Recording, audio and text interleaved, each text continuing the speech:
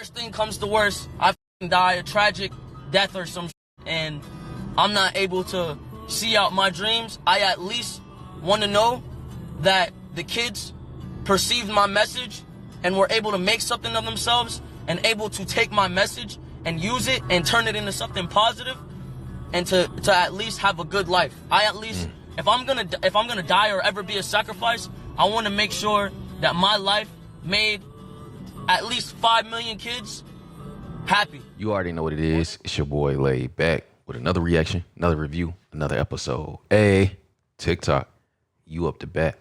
Blah. It's your boy Laid Back. Welcome back to my channel. Hey, two things we gotta do.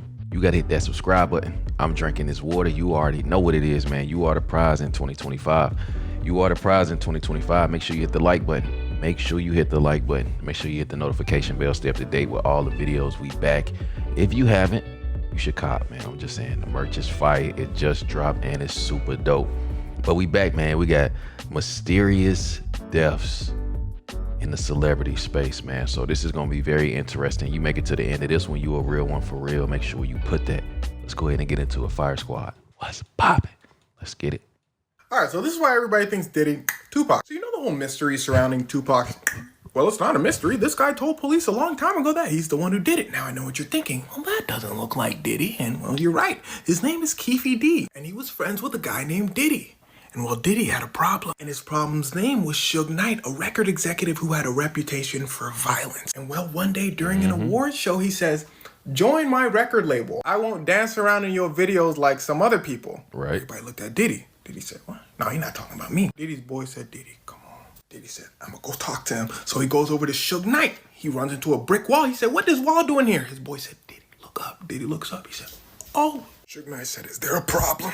Diddy said, "No, I just want to know who you was talking about." Now, Diddy claims that Suge Knight said he was talking about somebody else and not him. But that's not what it looked like, because a few months later, Diddy and Suge Knight get in an argument at a party. Now, Diddy has some real around him, so he chilling. He said, "What, Suge?" But Suge wasn't worried, because see, there's something I forgot to tell you. Suge was affiliated with a group of individuals called the Bloods. For those of you that don't know, they were a gang that started in LA, and they had a legendary rivalry with another gang called the Crips. But remember that group of people I told you with Diddy?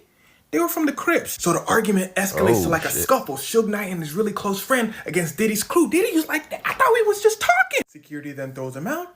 Diddy's people walk over to Suge with a security tries to stop them, but Suge Knight's friend, Diddy said, "Oh, snap."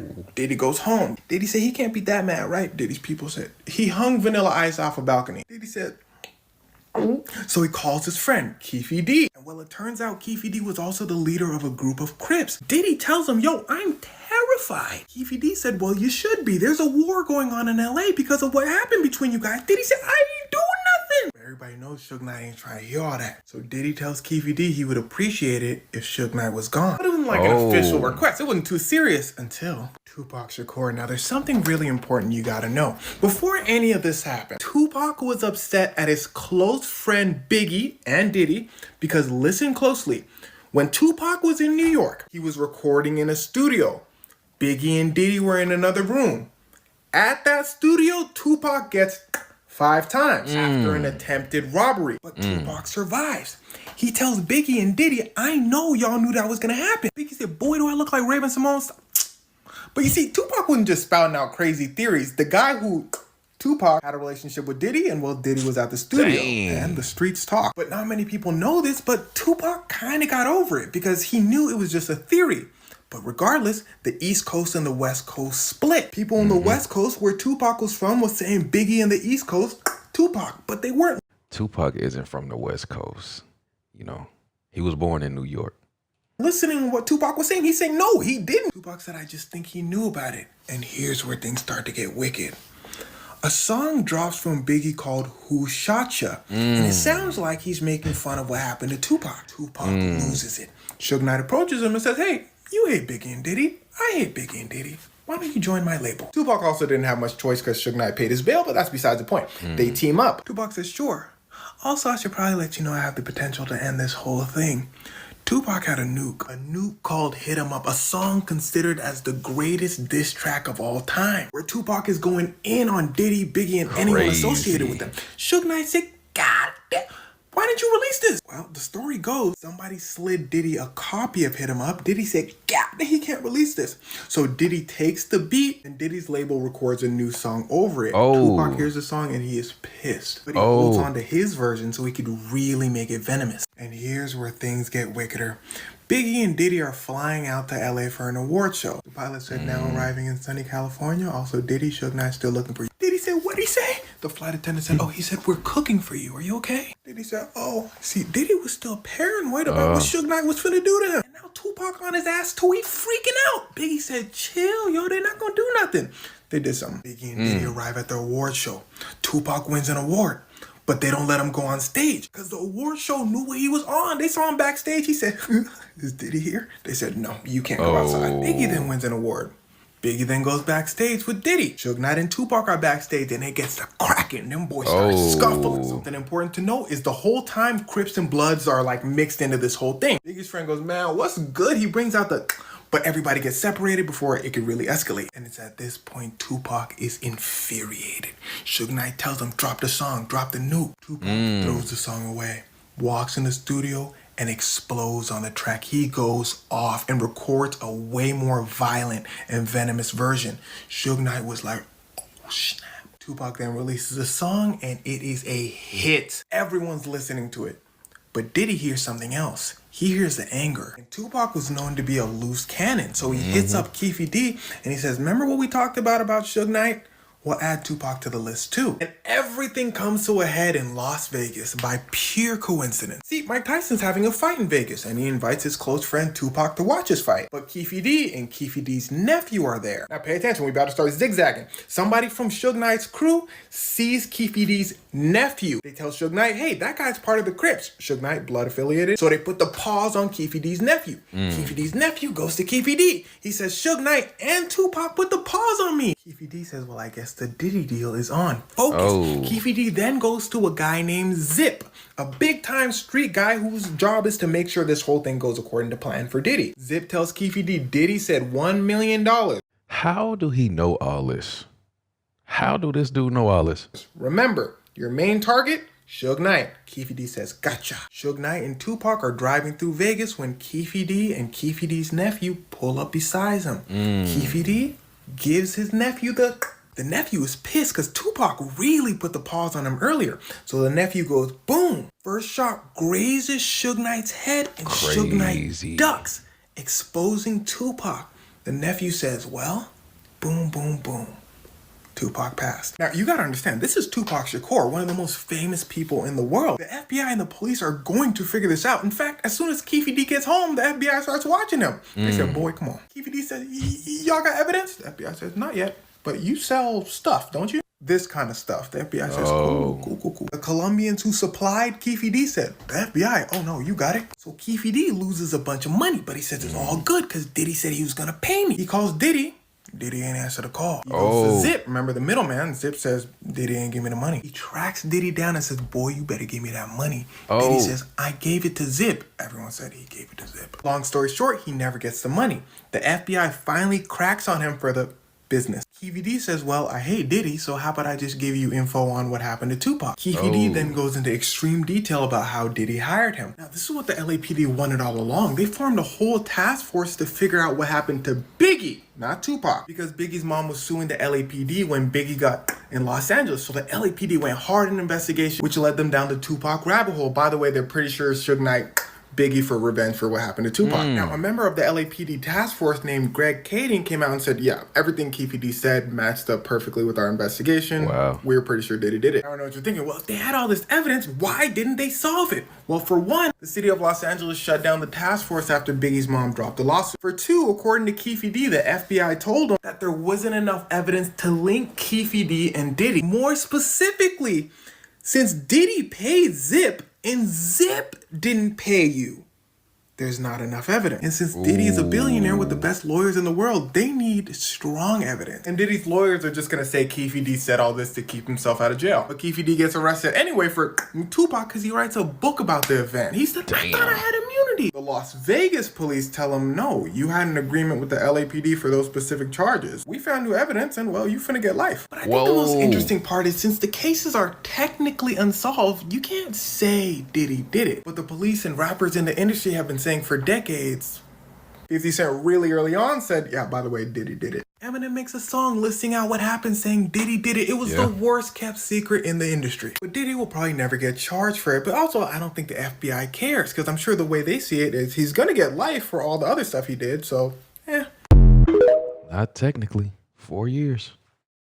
Nipsey Hussle was shot 10 times in one of the most tragic true crime stories of all time. Almost 3 years ago, we lost a legendary rapper, entrepreneur, and family man, Nipsey Hussle. And rap just hasn't been the same since. But how, or maybe more importantly, why those events happened will shock you to your core. The man responsible was named Eric Holder, a 32-year-old associate of Nip. It was said they ran in the same street gang, but no one really knows the depth of the relationship. The events of that day, March 31st, 2019, would happen in broad daylight. Eric Holder and his getaway driver were parked near a Marathon clothing store, initially just to get some food. But then a conversation happens involving Nipsey. It's said that this conversation was regarding snitching allegations surrounding Holder, and people nearby recall hearing Nip say things like, I heard there was some paperwork floating around. I haven't seen the paperwork. You need to take care of that. Paperwork meaning records of Holder corresponding with police officers. Now, most sources report their initial meeting as calm and relaxed, if not pretty forgettable. But Holder, on the other hand, was offended by Nipsey's apparent warnings. His getaway driver remembers that being the conversation that moved Eric to the point of wanting to return and kill Nipsey Hussle. And that's exactly what he did. Just 10 minutes later, Holder would return armed with a revolver and a semi-automatic pistol and gun down Nipsey Hussle in front of his own store. Now, Nip would be shot 10 times, but Holder didn't stop there. He kicked Nipsey in the head before fleeing the scene. Now, 2 others were injured, and all of this was caught on camera. Now, Eric Holder would be arrested less than 36 hours later, and shortly after his arrest, he would be assaulted with a razor while awaiting trial. Later, Holder would be convicted on first-degree murder of Nipsey Hussle, most likely costing him the remaining 60 years of his life. Now, the loss of Nipsey was devastating to the LA community, and even the DA couldn't speak more highly of Nipsey and his accomplishments by saying this: Nipsey was a beloved member of our community. He showed a commitment to improving schools and investing in underserved communities. He also used this platform to advocate for gang violence prevention and to ensure that we're creating thriving communities. His legacy will continue to inspire our work. R.I.P. Nipsey Hussle.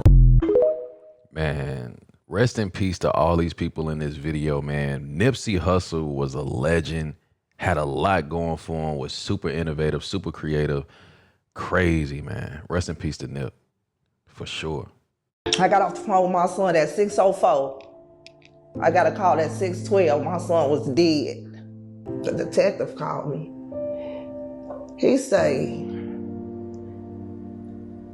is you somebody's mama? And I'm like, yeah, that's my son, because he had the note inside his pants pocket that was sending him home. He said, well, we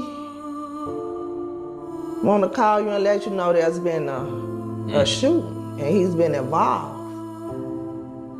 So I get there and I'm looking for him. I'm thinking he in the ambulance, because that's the first thing I see in the street. I'm thinking my son in the ambulance, but how he land, and all I see is this white sheet. Ooh. Ooh. I'm not thinking that's my son under that white sheet. Ooh. I'm thinking my son in the ambulance. Jeez.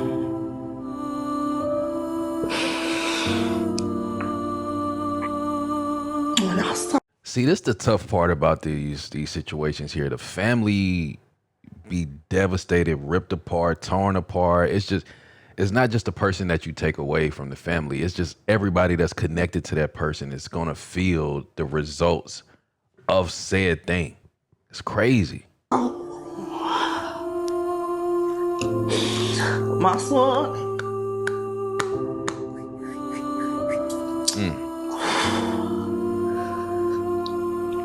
Laying on that cold ass ground.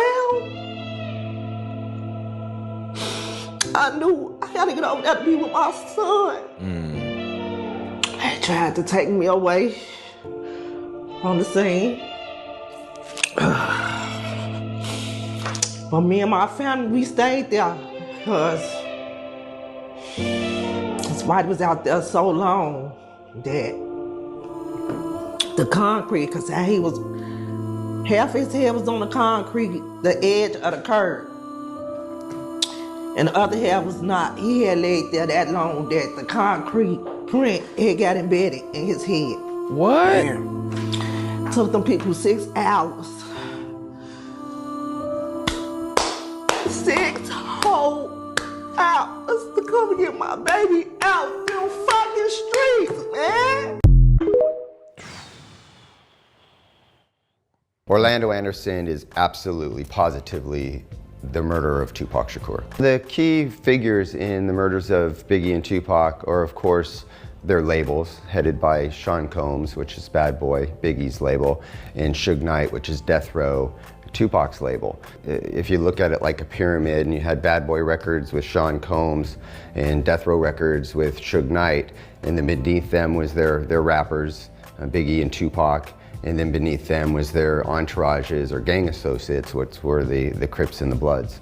Sean Combs was associated back in New York with a high-level drug dealer named Eric Martin. He was known as Zip. Well, Zip was getting his cocaine and his PCP from a West Coast gang member who was a Crip named Keefe D. Keefe D's nephew is Orlando Anderson. He's the individual that got into a fight with Tupac Shakur the night that Tupac was shot. Orlando Anderson's the one that was in the backseat of the white Cadillac that pulled up alongside and shot Tupac. So you've got Combs, Martin, Keefe D, who was also in that white Cadillac and had secured the gun, gave it to his nephew, and his nephew shot and killed Tupac. In 1998, Orlando Anderson was trying to collect a drug debt.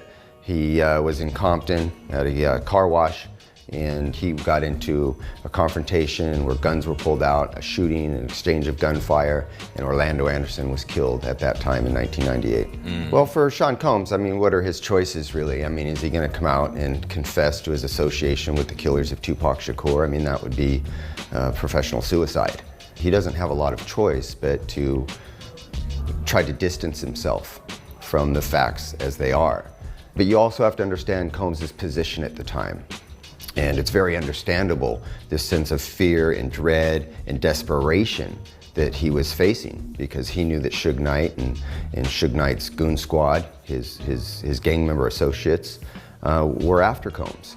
They held him responsible for the murder of one of Suge Knight's best friends in Atlanta, a guy named Jake Robles. So this conflict just continued to fuel itself. Combs saw that it wasn't going to be resolved peacefully, and he protected himself by affiliating with these Crip gang members, and they took upon themselves to then kill Tupac Shakur. Biggie was killed by an associate of Suge Knight's. He hired a guy named Poochie to track down Biggie at the Peterson Auto Museum in March of 1997 and wait for him outside, and he pulled alongside and shot into the side of the car and killing Biggie. Poochie was a blood gang member from Compton, well known to Suge Knight, well known to those in Suge Knight's circle. Poochie was a known gunman, a known violent gang member, and he was the perfect guy to recruit for that job. We have the confession of a co-conspirator that points directly at Poochie. We had a history of knowledge of Poochie's association with Suge Knight, but when this intermediary came to our attention, there's a girl that we call her Teresa Swan. She was a baby mama to Suge Knight. She identified Poochie as the person that had been solicited to do the murder, provided other details that were only known to law enforcement, and said that Suge Knight had solicited it from jail. In 2002, he's riding his motorcycle up Central Avenue. A gunman pulls up behind him and shoots him 10 times in the back and kills him. And so now Poochie's dead. So by the time we get the information about Poochie from the co-conspirator, he's no longer chargeable either, much like Orlando Anderson. It seems that fate has caught up with Suge Knight. A couple years ago, he ran over a guy at a burger stand in Compton, killing him, a guy named Terry Carter. And Suge was charged with that murder and was sentenced to 28 years in prison. This stuff is real crazy. Everybody thought that PNB Rock's girlfriend was at fault for his death, but it turns out it could have been an inside job. PNB Rock and his fiance walk into a Roscoe's Chicken and Waffles, and to the right sits a man identified as Jones, who PNB would fist pump just before being seated around the corner. Moments later, Jones would be seen calling somebody identified as Trone, and just moments later, Jones would be seen with Trone outside of the Roscoe's, scheming up a tragic plan. Trone would then leave Roscoe's and return with his 17-year-old old son and make him go into the Roscoe's and demand the $500,000 worth of jewelry that PNB Rock had on. 17. But the kid would fire 3 shots almost immediately, resulting in the devastating loss of PNB Rock. Now, suspiciously, the food would take almost an hour to come out when there was an empty restaurant, giving the would-be enough time to roll out their plan. Now, everybody thought that it was his girlfriend's fault for posting an Instagram story of their location. But as more of these details came out, it seems clear to us that it was an inside job. And even some speculation that a Roscoe employee had something to do with it, given the food took so long and the restaurant was so empty. The story just keeps getting more and more sad. Rest in peace, PNB Rock. Definitely rest in peace. An hour to get your food? If I'm gonna die or ever be a sacrifice, I want to make sure that my life made at least 5 million kids happy. On June 18, 2018, rapper XXXTentacion woke up planning to buy a motorcycle. He was only 20 years old and already a huge name in music. His real name was Jose Dwayne Ricardo Onfroy. That afternoon, he went to Riva Motorsports in Deerfield Beach, Florida, driving his black BMW i8. Inside the dealership, everything seemed normal. X checked out bikes, talked with employees, just enjoying himself. But he had no idea 4 men outside in a dark SUV were watching his every move. Around 3:55 p.m., X got back in his car to leave. As he pulled out, the SUV suddenly blocked him in. 2 masked men jumped out holding guns, demanding a Louis Vuitton bag with $50,000 in cash he withdrawn earlier. X hesitated, probably in shock, and that's when they fired. People nearby filmed the scene, capturing the rapper slumped over in his car, completely still. And guys, the video instantly went viral, shocking millions of fans worldwide. No one can believe it. Someone so young and talented gone in an instant. X wasn't just a regular rapper. He made music that really spoke to people who felt lost or misunderstood. Songs like Look at Me, Sad, and Moonlight became huge hits, helping millions of young fans cope with their struggles. By 20, he already achieved platinum records and had a massive loyal fan base. After investigating, police arrested 4 men: Dedrick Williams, Michael Bortwright, Trayvon Newsome, and Robert Allen. It turned out the motive was simple greed, and they just wanted money. Robert Allen confessed and testified against the others, who were eventually convicted and sentenced to life in prison. Guys, when this happened, I was about 19 years old, and I remember when I saw the video of him slumped in the car, I thought that the video was fake, and I was hoping that it was like a joke or something. By the way, my favorite song from him was Falling Down with Lil Peep. How about you? What's your favorite song from X, and how old were you when this happened? If you guys want me to make a video on Lil Peep next, then like and follow. Brah. That was a crazy day in hip hop. I made a video a while ago talking about the strange amount of rappers that have been passing away almost randomly in the last few years. I talked about some similarities, like these artists wearing 5-starred rings, and how some of them are coincidentally under the same label known as Empire. These coincidences led to a strange theory that a lot of these artists and rappers may be being sacrificed instead of just passing away from a random accident. Now that might sound crazy, but what's strange is that earlier this week, an artist named PNB Rock passed away, and he was under this exact same label known as Empire. And people are already suspicious that he might have been set up after someone who he was with posted his location before the incident went down.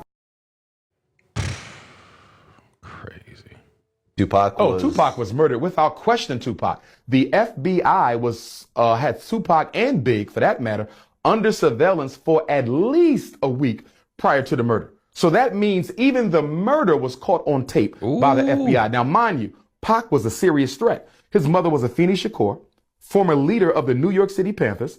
This is the same black woman who walked into a New York City federal courthouse pregnant with Tupac and defended herself and 20 other Panthers from that famous Panther 21 trial when they were charged with plotting to blow up federal buildings, which was nothing but a COINTELPRO setup. Pregnant with Pac, no legal experience. This black woman defends herself and all 20 of them, 21 of them walk out of prison. So naturally, the child of that has to be watched. Geronimo Pratt, his godfather, Mutulu Shakur, I believe possibly the stepfather. At the time of his death, he was working to politicize the Crips and the Bloods in LA. Tupac was a threat. The #1 selling rapper in the world, okay, is a revolutionary. They could not allow that. After he split from Death Row, Tupac was on his way to do some revolutionary things, so they cut him down before he could grow. Our brothers and sisters, our youth, and some of our adults, their ear is pinned to rap music right now. We really need to start using our methods, you know what I'm saying? The last poets did it with poetry. And Even in our history, from ancient African civilization, poets went from village to village. And that's how stories and messages and lessons were taught. You know what I'm saying? And so, like you say, history repeats itself. But we need to support these brothers instead of trying to drop them at the first sight. Once again, it's important that we be wary of what the media does to some of our leaders and some of our spokespeople. As soon as they see a black person stand up and say, you know, I don't think this is right, and y'all dogging us, right away, trust me, it's happened with the COINTELPRO, with the Black Panther Party, and it'll happen again. They start to shoot just with the Public Enemy also. As soon as somebody speaks out, they want to cut you down. They want to discredit you as a leader and as a spokesman. So we really have to be wary as black people, as New African people, of letting somebody tell us. Because it just was not called for. And rappers spent more time trying to show the world that we're not drug dealers, we're not killers, we're not thieves, we're intelligent black people, and we have a voice. That's what rap was about. You tell me if rap is about that now. All I know is most rappers want to tell me that they are a killer. Right. They sold this amount of weight. Right. They will rob you. Even though they got $400 million in the bank, they will stick you up. And they don't care what anybody thinks about them. Because we got this paper and we about to get this money. We about that green, yo. I can't make this up. Rap, black music has become the parody of black music. Where people used to joke about the parody. Black music has become that. Just looked it up. So yeah, Eazy-E 95, Tupac 96, Biggie 95, 96, 97. Exactly. It's no coincidence. But the music industry is a secret society. And the music industry's job is to do what? Promote and propagate the images that are most advantageous for the power structure to use in order to facilitate its agenda. If we want black men in jail and dead, we need black rappers to promote a constant message of destruction and degeneracy. Every rap video has 4 elements in it. Killing black people. Using women. Smoking weed. Selling dope. Do your own research. Do your own research. This is how Eazy-E died. On February 23rd, 1995, Eazy was right here at his home in Calabasas, California. He was far from the noise and from the fame. He wanted to take a break of the music and of the streets of Compton. But something wasn't right. Eazy had been coughing for days and he was always tired. He thought it was just a flu. Nothing serious and nothing to worry about. But by the next day, his condition had gotten even worse. So bad that his family rushed him to Cedars-Sinai Medical Center in Los Angeles. The doctors ran tests, and then the shocking news hit like a bombshell. He had full-blown AIDS. No one expected it. The fans and his family were in shock. Even Eazy couldn't believe it. Over the next month, he stayed in that hospital room. No tours and no music. He was fighting for his life. And then on March 26, 1995, Eazy-E passed away. He was more than just a rapper. He was a visionary and a real gangster, the voice of the streets of Compton. His legacy still echoes through every beat, every verse, and every story that dares to speak the truth. Rest in peace to that guy too, man. Worst thing comes to worst, I fucking die a tragic death or some shit, and I'm not able to see out my dreams. I at least want to know that the kids perceived my message and were able to make something of themselves and able to take my message and use it and turn it into something positive and to at least have a good life. I at least, if I'm gonna die or ever be a sacrifice, I want to make sure that my life made at least 5 million kids happy, or they found some sort of answers or resolve in my life, regardless of the negative around my name, regardless of the bad things people say to me. I don't give a fuck, because I know my goal in the end, and I know what I want for everyone, and I know what my message is. So I just wanted to say I appreciate and love all of you, and I believe in you all. Do not let your depression make you.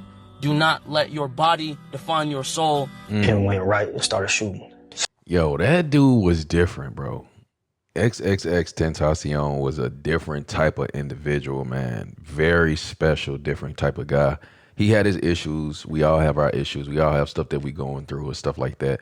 And I don't know what's true and what's not true with what he was going through. But he was a special dude, man. So it's Sunday. It's busy. From my understanding, no boy walked up. with no shirt on first to check the scene because he know what's going on in that parking lot. And had a conversation, probably seen nobody was in the doorways, checked Hustle had on shorts, checked everybody else, left. They say came back with a red shirt on, tiptoed through the alley and went right and started shooting. So to me, that's premeditated. Number one, there's no red shirts in the hood. You can't buy no red shirt. No liquor store sell no red shirt. Number two, when a nigga come through the alley with a red shirt, that's the throw off. Or the Bloods did it. Or the Inglewood families did it. That's the throw off, red shirt.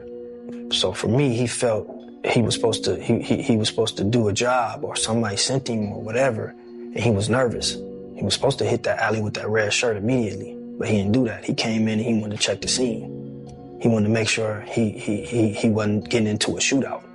That's my thoughts on it. Crazy.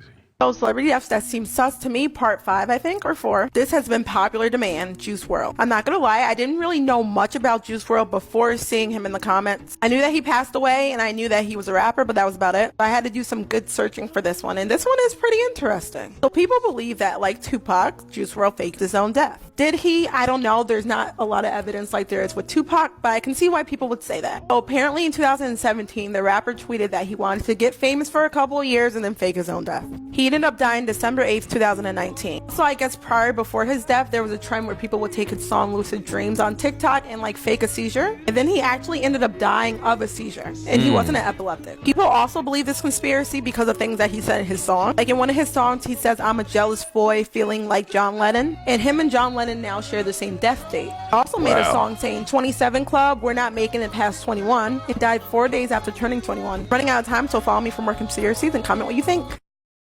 Rest in peace to Juice. It took 27 years to confirm the person who murdered Tupac Shakur. We've all seen this picture that was taken on the 7th of September 1996, where Tupac was fatally shot.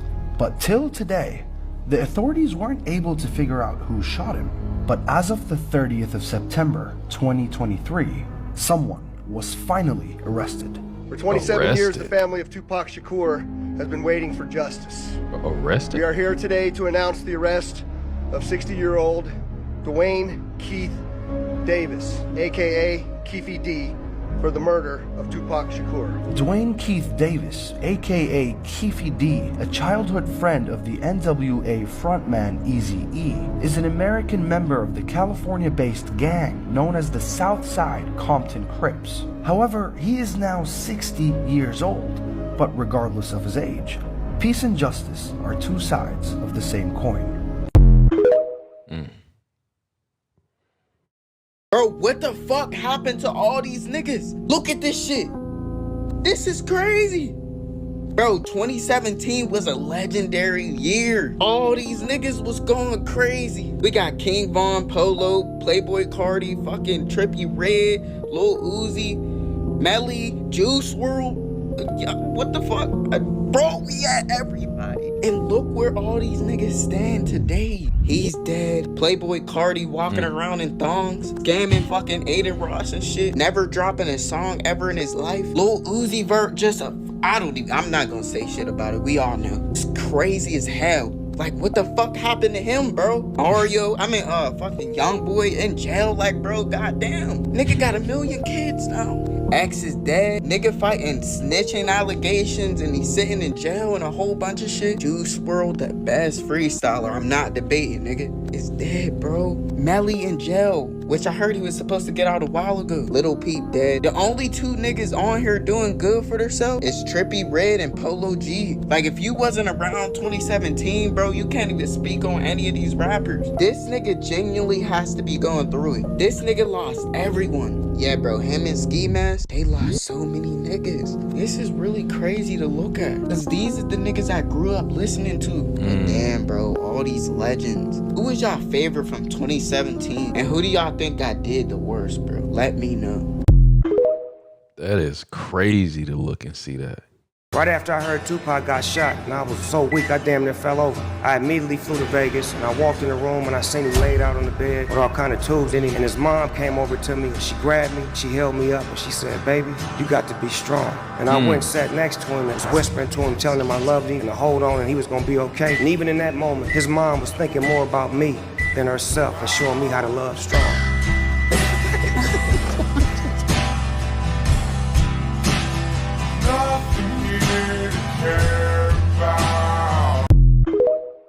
Man, this stuff giving me chills.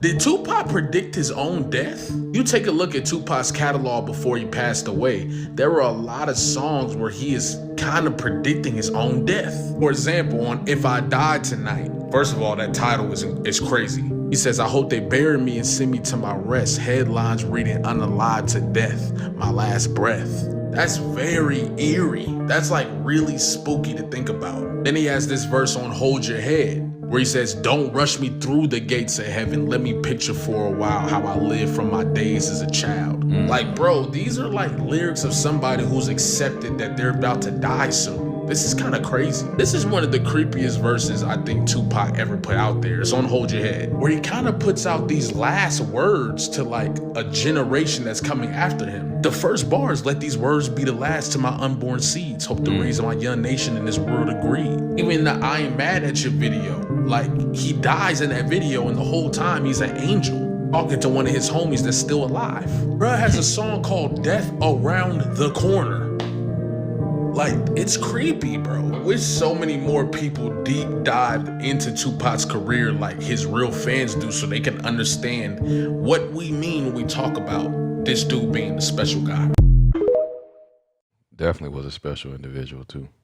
Celebrities who predicted their passings, Part 6, Lisa Lopez. Lisa Lopez was a musician, most notably known for her role in the girl group TLC. On October 25th of 2002, she lost her life in a car crash. 2 weeks prior, she had been in another car crash.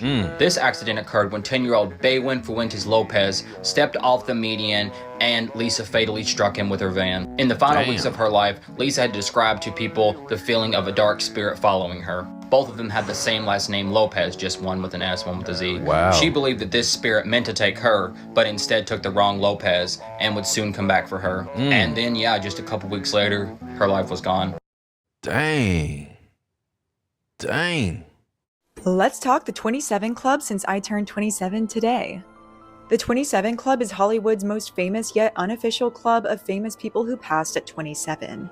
Its founding member is widely known as the grandfather of rock and roll, Robert Johnson. Legend has it he went to a crossroads near his house and met with the devil, who took his guitar, tuned it, played it a little, and guaranteed that he'd become a rock star. You might recognize this story from Supernatural, or you've heard of his songs Hellhounds on My Trail, or I think it's called like The Crossroads, or like Devil at the Crossroads. And he passed at age 27 from poisoning. Another member is Brian Jones of the Rolling Stones. He ended up getting kicked out of the band that he founded because he was partying way too hard. And just a month later, he was found unconscious in his pool, and at 27, he had lost his life. It's believed that he had taken too many substances and fell into the pool and was unable to swim. Wow. Jimi Hendrix was an absolute beast on the guitar, and during his short career, he was able to completely change the rock and roll genre forever. And he overdosed on the barbs and choked on his vomit. Whoa. Janis Joplin was another icon of rock and roll, and on October 4th, 1970, she was supposed to have a threesome, but she was stood up by both parties and she ended up overdosing on H, presumably by accident. Wow. The dealer who had sold her the substance had 2 other buyers that had also passed away, so it's believed that it was laced or it was like stronger than he said it was. What? Kurt Cobain, lead singer of Nirvana, also passed at age 27. And this one's actually pretty shady because he had just left rehab and he had told somebody that he wanted to change his will because as it was written, all of his money was going to Courtney Love. Wow. But he would never get the chance to do this because on April 15th, 1994, he was found in his Seattle home.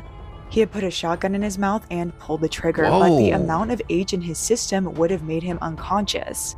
People also say that the curve of his wrist was like too much to be able to get it around the shotgun without breaking it, so people think that someone else was there. And a certain someone had a lot of money to gain. Wow. I remember the day Amy Winehouse passed pretty clearly, and I have to say no one was really that surprised. Amy Winehouse had an amazing voice, but she was clearly a very troubled woman. She had a pre-existing ED as well as a problem with alcohol and substances. And her newfound success gave her basically unlimited money, and you could visibly see that she had deteriorated. In her final show, the crowd had actually started booing her because she was so visibly intoxicated. Wow. But on July 23rd, 2011, the singer with just 2 studio albums was asleep and could not be woken up. And the coroner's inquest showed that her BAC was 0.4. And another sad detail is that Amy Winehouse had expressed that she was afraid of becoming a member of the 27 Club. What? So what's the reasoning behind this club? So these famous musicians dying at the age of 27 is largely attributed to their substance use. Also, once you reach the age of 27, you are getting older and your body doesn't handle substances the way it used to. So I think a lot of these are unintended fatal overdoses. Or if you want to take the Robert Johnson route, maybe these people sold their soul to the devil for success. If you like this video and want to see if I make it to 28, follow my account. That's a lot of people. Here are the final videos taken of celebrities.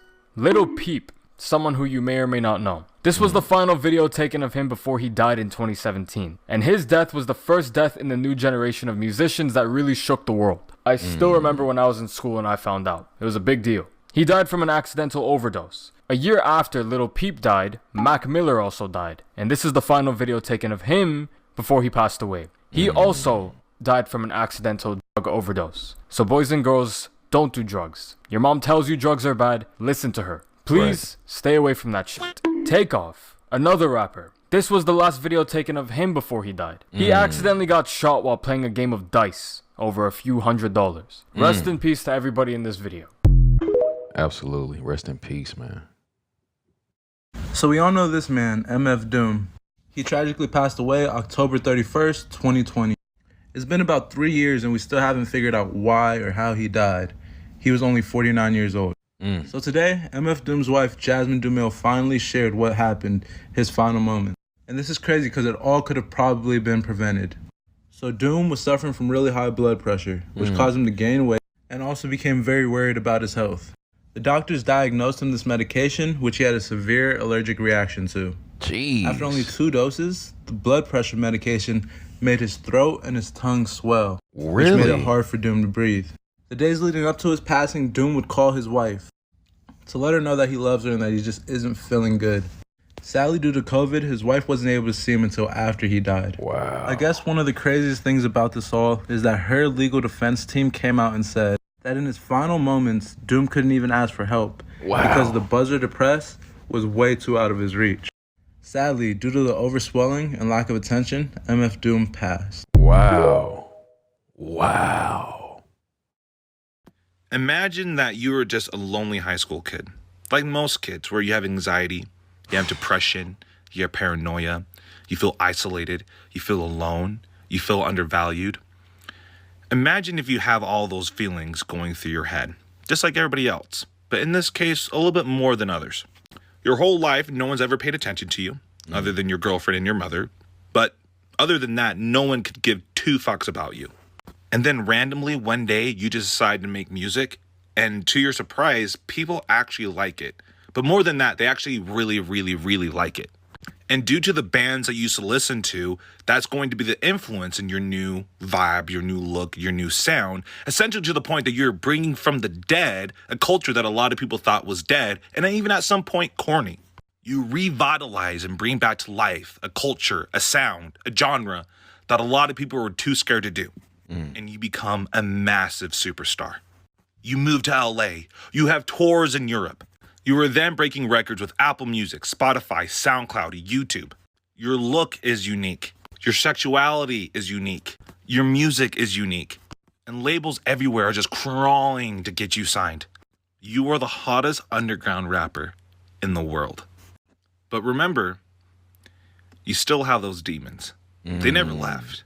They're still there. They never left. So you resort to the drinking. You resort to the smoking, which are things that you did before, so that's fine. But now you're doing it more than you usually do. And now you're doing pills. And those feel really, really good. That kind of eases the tension off. Kind of pushes the people away. It kind of eases off the pressure. it feels like you're able to breathe a little bit. It feels like you're able to get some space. And you're just making bangers, switchblades with Little Tracy. Ben's Truck, Save That Shit. Star Shopping, 16 lines. Beamer Boy, Awful Things.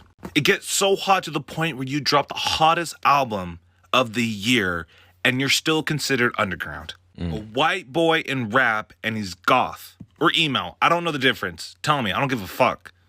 But you're white hot. You are on top of the world, literally. But the demons are still there and you can't shake them.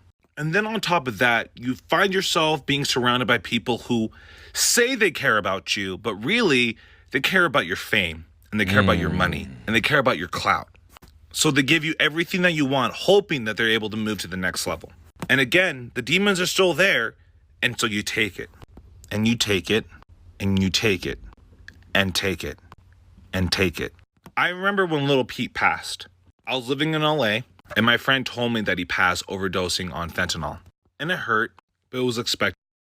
Damn, but it was expected. You ever wonder why Waylon Jennings said this? Don't ask me who I gave my seat to on that plane. I think you already know. Waylon's referring to the day the music died, which is the February 2nd, 1959 plane crash that killed Buddy Holly, Richie Valens, and the Big Bopper. Of course, these three musicians were some of the biggest acts in music at the time. But what some people may not know is that Waylon Jennings and Buddy Holly were actually great friends. And Waylon actually played bass for Buddy Holly. When the tour buses kept breaking down in the bitter cold winter, causing his drummer to get frostbite, Buddy decided to charter a plane for himself, Waylon, and guitarist Tommy Alsop. But when the Big Bopper came down with the flu, Waylon gave up his seat to him. And Richie Valens asked Tommy for his seat on the plane. After winning a coin toss with Tommy, Richie got the seat. Wow. When they started to leave, Buddy jokingly told Waylon, "I hope your bus breaks down." To which Waylon replied, "I hope your old plane crashes." Wow. This was the last thing he said to his friend Buddy Holly, and it would haunt him for the rest of his life. Y'all let me know y'all's favorite Waylon Jennings, Buddy Holly, Big Bopper, and Richie Valens songs in the comments. Don't forget to hit the like and the follow. I appreciate y'all. The irony in those words. Rappers that died too soon, gang. Like, damn, we ain't even get to see them fully blossom. The shit is crazy. The first rapper we got on this list, though, man, we got XXX. Now, I ain't gonna bap, gang. When he first came out, I really wasn't a big fan of him. But I did fuck with that Look At Me he dropped. I'm like, damn, sure he snapped on this bitch. When he dropped Sad, I'm like, damn, hold on. I probably been sleeping this whole time. But shit, definitely a crazy situation, man. We ain't get to see my boy full potential. But the next one up we got on this list, man, we got Juice WRLD. Gang, I always fucked with Juice WRLD, especially when I heard that Lucid Dreams. After that, that's all it took, gang. Juice WRLD was all through the playlist, no doubt. Gang, the Juice WRLD run was just a different era, bro. You had to be there. And bro was raw as hell when it came to freestyling off the top. Do you know how hard that shit is? To make sense, keep it going, keep rhyming, that shit is hard. Definitely got to be talented, man. The world definitely took a big one. Last but not least, we got on this list, man, we got Pop Smoke. Now, gang, I ain't gonna bop. It was just something about folks' music that had you turned. Energy was just on a different level, and then he had the beats to match it. Gang, you throw on that motherfucker Welcome to the Party or Dior on in a party, gang, that motherfucker gonna jump. Definitely lost some heavy hitters when it comes to this rap shit, man. That's why the rap gang's so fucking weak right now. Juice WRLD passed away on the 8th of December 2019. However, fans speculate that the artist knew that his time was coming to an end way before he passed away. In his song Legend, Juice WRLD states, "What's the 27 club? We ain't making it past 21. What's the 27 club? We ain't making it past 21. The 27 Club is a group of famous artists that died at 27 years old. But in this song, he states that not only does he not think he'll make it past 27, however, he didn't think that he would live past 21. Juice WRLD died 6 days after his 21st birthday. That is fucking crazy. He helped so many people through his music, but knew that he wasn't going to make it himself. In his song, Already Dead, he literally states that the only reason that he's staying alive is for his fans. And that is devastating. I'm only about popular demand. I'm staying alive for the fans. I mean, the signs were always there. In the music video for his hit song Black and White, he literally attends his own funeral. Like, this guy was crying out for help. Almost like another artist, John Lennon. The John Lennon coincidence. In his song All Girls Are the Same, Juice sings, "I'm a jealous boy, really feel like John Lennon." I'm a jealous boy, really feel like John Lennon. John Lennon is an artist that Juice WRLD always related to, as he dealt with his own substance abuse issues. But the craziest thing is, years after Juice rapped that he felt like John Lennon, not only did he also pass away young, he died on the same day as John Lennon did. The same day. It's a tragic tale of a man who cared so much about others, but simply couldn't save himself. Man, that's tough. Man. Famous Autopsies Part 23, Nipsey Hussle. So Nipsey was born on August 15th of 1985 in LA. Following along with LA, he would emerge from the West Coast hip-hop scene in the mid-2000s and would go on to release his debut mixtape, to which he would find moderate success. Not long after, he would be signed to Cinematic Music Group and Epic Records and start to go on to find more and more success. And with this success would come more friends and people who weren't his friends. On March 31st of 2019 in LA, he would be hanging out with some of his friends when he would get into a big argument with Eric Holder. Eric would go on to call Nipsey a snitch before shooting him 11 times outside of his clothing store. Nipsey's last words would be, "You got me," and then Eric would go on to kick him in the head and leave. Nipsey would stay alive for around 35 minutes. All in this time, he would be rushed to the hospital, and it would still be too late, and he would soon pass. After leaving, Eric would go and get some chili cheese fries and post on Instagram bragging about what he had done. Nipsey would suffer multiple wounds to the head and abdomen. This would cause a severed spinal column, perforated and collapsed lung, injured brain tissue, and broken ribs. His COD would be labeled as homicide from the wound to his head and lots of blood loss. As for Eric, he'd get 60 years to life in prison. 60. The biggest music tragedy of every decade. As always, totally subjective, nobody's wrong. I thought about putting Hank Williams in the 1950s because of how important he was to country music and how he was only 29 years old when he passed away, but I think one of the earliest tragedies in music is the day the music died. Buddy Holly, the Big Bopper, Richie Valens, and pilot Roger Peterson. Nobody on that plane was even at the age of 30. Buddy Holly, one of the most influential musicians of all time. Richie Valens had accomplished much more in 8 months when he was doing music at 17 years old than a lot of folks do when they're 30. Big Bopper was a visionary every sense of the word. He's one of the first people that saw a music video coming long before it even was thought of. So the loss of 3 young lives, all before the age of 30, all visionaries, all tremendous talents, especially for their age, that to me was the easy choice for the 1950s. The 1960s was a little bit tough because you had Patsy Cline and Otis Redding. I think I leaned a little more towards Patsy, but Otis was younger, and Otis had sitting on the dock at the Bay. He had hard to handle. He was everywhere at a young age. He was only 26 years old. Patsy Cline, though, one of the greatest voices in music history, in my opinion. Her wreck was a lot more violent than Otis's wreck was, but nonetheless, a wreck is a wreck, and they both passed away way too early. So to me, I'm going to go with both of them. Patsy and Otis, I think, deserve a spot on this list for not just a regular musician passing away, but given the talent that they had and how much more they had to do, Patsy and Otis, I think, are a safe bet. We're going to cheat once more. The 1970s is going to have 3 people because of the club they're part of. The 27 Club, Jim Morrison, Janis Joplin, Jimi Hendrix, all passing away within 18 months of each other. All passing away in the early 1970s. Brian Jones, another member of the 27 Club, passed away not long before these people did. It's incredibly sad. The 27 Club consistently gets brought up in regards to someone who passed away. Obviously, at age 27, you had Joplin, you had Hendrix, you had Jones, you had Winehouse, you had Cobain, all these people, Robert Johnson, but half of them died in the early 70s. You know, Jim Morrison, one of the best frontmen of all time. Janis Joplin, that crazy voice she had and just how rebellious she was. Jimi Hendrix, one of the best guitarists of all time. All of them being gone within that short span. The Led Zeppelin plane crash, obviously, later on in the decade, Elvis passing away young. The 70s was marred with a lot of tragedy, but I really don't think anything comes close to the loss of all 3 of them that quickly. Joplin, Morrison, and Hendrix like that were gone, and they were all 27. So I think half of the 27 Club for the 1970s is appropriate. The 1980s, the very early portion of the 80s, December of 1980, actually, the first loss of a Beatle, John Lennon, unfortunately being taken from us way too soon in New York. I got to go John Lennon. I almost went Randy Rhoads. Randy Rhoads was a lot younger, and Randy Rhoads perished in a plane wreck as opposed to John, who just perished at the hands of somebody else. But considering John's impact and all that John was able to do for music, you know what I mean? If you're one of the Beatles, you changed the game. you know, whether or not someone likes you or not. And John is one of the most important musicians of all time. So I feel like being 40 years old and what happened to him, obviously happening to this day, one of the biggest tragedies in music history. I know people are kind of torn between John's personality and his music. Some don't like him as a person, but I don't think anyone deserved to be taken away from us like that. And again, Randy Rhoads is passing, incredibly sad. The man who was largely responsible for helping Ozzy get off the ground again after Black Sabbath kicked him out. So, you know, he was 26, I believe, when he passed away in that awful plane wreck in Florida.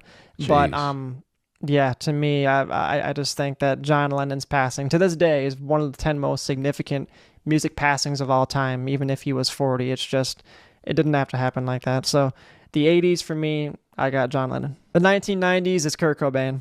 You know, I've always said he's probably the most integral figure of the 1990s in regards to helping launch grunge off the ground. He was the frontman of Nirvana, you know what I mean? And Nirvana, arguably the biggest band of the 90s, and then Kurt was gone not long after 1990 even began. So I feel like, again, too, 27 years old, I know that he's a little different from everybody else on this list because, again, whether you believe it was he himself or someone else had some involvement, I'm not here to debate conspiracies, but Kurt being gone as fast as he was, especially at his age, that was significant, that was important, and that was horrible. So I feel like Kurt, for the 90s, is a pretty safe bet. Aaliyah was huge, and Aaliyah was incredibly young still. She was 21 years old when she passed in that plane wreck in the Bahamas after filming that music video. The reports about how it all happened is so up in the air about the weight limit or whatever the case. The results still stand. She passed away young, and she was on fire. She was going to keep getting bigger and bigger and bigger. The late 90s, early 2000s, in regards to R&B, you'd be hard-pressed to find someone who was bigger than her. So I feel like, again, an appropriate fit for 2000s, especially because she was 21 when she passed. Who knows how big she would have gotten. So I think Aaliyah for the 2000s is right. This 2010s one is brutally sad. This one is Christina Grimmie. Christina's story is the definition of tragic. You know, she got big on YouTube doing some cover songs. She got to 1 million subscribers at one point, was able to go on The Voice at one point, was so good that both Lil Wayne and Adam Levine offered her a contract pretty quickly after that. And she was doing well for herself. Again, when she passed, she was only 22 years old because at a random autograph signing in Florida, someone decided to get a gun and, yeah, with someone as young as her, someone who had max potential like she did, being recognized by well-known musicians already, despite being so young, kind of like Aaliyah in the case of she was only going to get better with age. I think her story and just how unnecessary and just how brutal that ending was for her. Unfortunately, yeah, she's the pick for 2010s. 2020 so far, I would say Takeoff from Migos. That was really big, and that was significant because the Migos were massive for a while. Someone coming from Georgia and being a successful rapper or a rap group isn't uncommon considering how much talent they have down there in Georgia. Right. But again, Quavo, Offset, Takeoff, they were all massive in music, and they were going to continue to be massive as well, whether it's a solo artist or together. But then Takeoff, especially in the way in which he was, very unnecessary. It wasn't even meant for him, but he still was a casualty. I think so far he is the appropriate choice for 2020. To you, which decade had the most significant losses for music? That was tough. Famous Autopsies Part 2, Lil Peep. Lil Peep was a singer, songwriter, and emo rapper. On November 15th of 2017, at just 21 years old, he was found unresponsive on his tour bus. According to his manager who found him, he said that Lil Peep took a nap around 5:45 and never woke up. His life was declared gone on the scene. Examination found abrasions on his back as well as on both elbows. Defibrillators were found on his torso from a failed resuscitation attempt. His lungs were congested and his brain showed signs of swelling, but no signs of head injury. His stomach was clear of any pills or pieces. His COD was revealed to be due to an accidental overdose. This was due to a fatal combination of Xanax as well as fentanyl. Man. Celebrity Deaths That Seem Sus, Part 7 by popular demand, XXX. And that is what I'm going to call him, because I know I'll say his name wrong and y'all will roast me in the comments. So XXX X died June 18, 2018. Some think that he faked his death because actually a couple years back, he did do that on Instagram and had to come out and say, listen, it was just a prank. Some think he is dead, but that he predicted his own death. So the reason why they feel like he predicted his own death is because a couple days before he actually died, he went to Instagram and was like, listen, if I die, this is what I want my legacy to be about. And then a couple days later, he actually did die. Some believe the crime scene was staged or that wasn't him in the crime scene photo. Then there's some people who think Drake did it. Him and Drake had beef because Drake never reached out to his manager like he said he would. They came out with a song that sounded a lot like one of XXX's songs. He even went as far as going to Instagram and saying, listen, if I die, Drake did it, I'm snitching. In Drake's song, I'm Upset, he drops a verse talking about triple X, that's the only time I shoot below the neck. So people believe that's a hint of him admitting it. I don't personally think it's true, but that's just a conspiracy that's out there. As always, follow and comment. All right, guys, that was another compilation, man. That was a tough one. You made it this far, you a real one for real. Make sure you put that in the comments, man. Out of all of these names and all of these musicians, which one for you was the most impactful for you? It don't matter what era, what stage, what year, which artist was the most impactful for you when you heard that they passed away, man? It was a lot of great artists in this compilation, man, and rest in peace to everybody and condolences to their family and their friends and their loved ones, man. But till next time, self-love and positivity. Fire Squad, I got you and you know it.